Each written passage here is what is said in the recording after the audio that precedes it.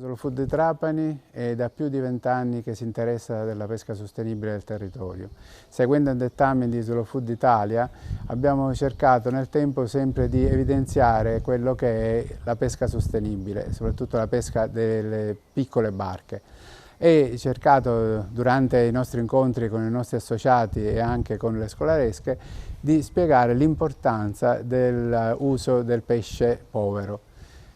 In Italia purtroppo si consumano soltanto poche specie di pesce sulle nostre tavole, non più di 3-4, ma noi abbiamo la fortuna di avere qua a Trapani una piccola marineria che ci porta tantissimo pescato e soprattutto pescato anche non nobile.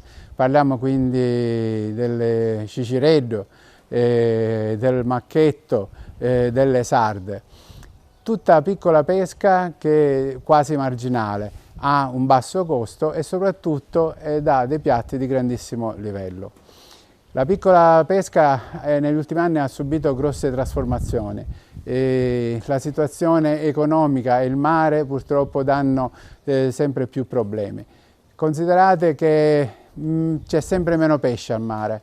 I pescatori che un tempo uscivano un giorno a fare pesca tornavano con 7-8 cassette di pesci di vario genere, ora ritornano con 2-3 cassette, con poco pescato.